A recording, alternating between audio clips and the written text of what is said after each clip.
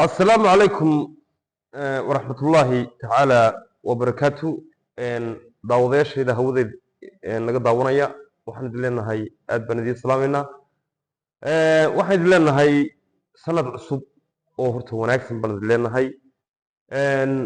ilaahay waxaan idiga baryayaa sanadka cusub ee 2000 iyo maaragtay 26 inuu maaragtay ilaahay nooga dhigo kii maaragtay dalki dee lagu baraaro farxad iyo maaragtay farxad iyo reereynde waarta inuu de rabbina siiyo ayaan maaragtay waxaa la idhahdaa aan idiga barayaa intaa kadib barnaamijkan waxaa sidaad hore nooga barateenba waa barnaamijkii ku nafis microfonka maantana waxaa igu martiya shaksi aad u weyn ilaahay baa weyne oo garabkayga fadhiya kuna nool magaalada Dirrabe hadda waa dalka Itoobiya garabkaygu fadhiya barnaamijka maanta isaga ayaan maaragtay barnaamijka ku nafis microfonka marti inoogu ah maantana waa axad sababtoo taqaanaan sidaa iyo la socod wanaagsan assalaamu calaykum waraxmatullahi wabarakaatu maxamed aad baan kusoo dhaweynayaa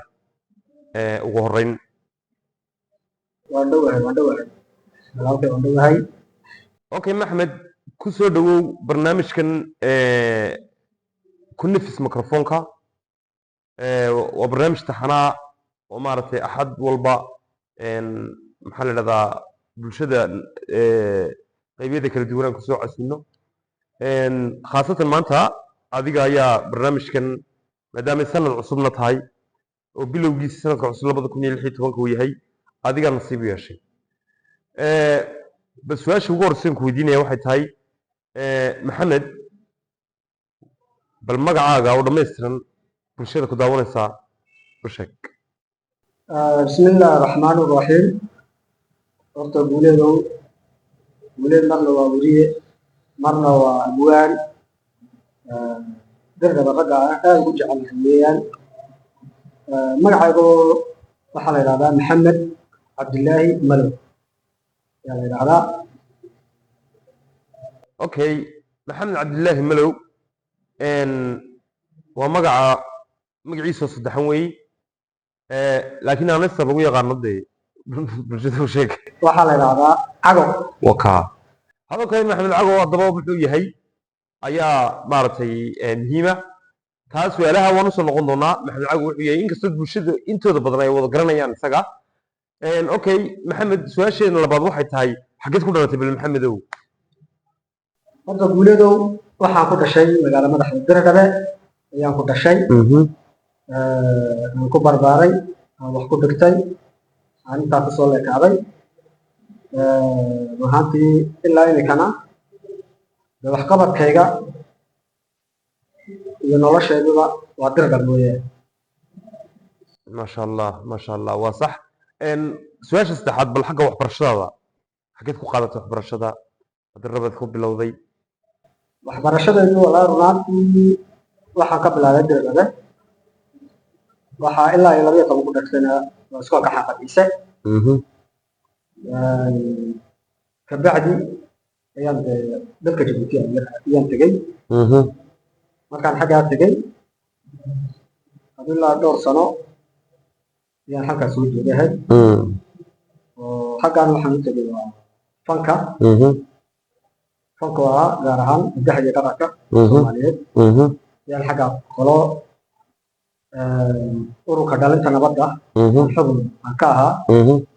sanadka soo tartan jirana aan xagga aan tagaa aan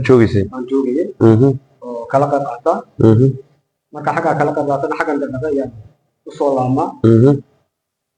Dirrabena de kolley macalinka hidaha iyo dhaqanka Soomaaliyeed ayaan ahaa arday badan soo baray maantana muryahan dhaliyey aan arkayo hadda meesha aan maro raggii aan wax soo baraya hadda wax sii bara aniga waxay tahay magac weyn iyo sharaf ay aniga ay tahay maasha allah waa wax lagu faano weeye taasi okay su'aasha afraad maxamed waxay noo odhanaysaa bil maxamed shaqadaadu adiga maxay tahay wallahi shaqadadu kolkar waxay ahayd baraa hidaha iyo dhaqanka Soomaaliyeed inaan dhalinyarada aan waxbaro anigoo halkaasi ka duulay oo waxbaraya iyo dhinacna ganacsi aduu arrimo jaab ayaan dad wax ku helay ilaa Djibouti wakiil ka ah laakiin xog waxaan saarayay hidaha iyo dhaqanka Soomaaliyeed okay yaa saari jiray oo maxaa la yiraahdaa ilaa iyo darajada aba ka muuqo ama ka maqno ha marka inaad arday badan wax baro sad ka dhex muuqato hidaha iyo dhaqanka Soomaaliyeedna qowmiyadaha Itoobiya inuu ka dhex muuqdo iyo hadalkii waa marka waxaa dowlad shakhsiyaad شارلي مسيني marka halgeekaygu waxa ahaa inuu baabiyay dhaxal galayn ايوه shaqada taabay taasay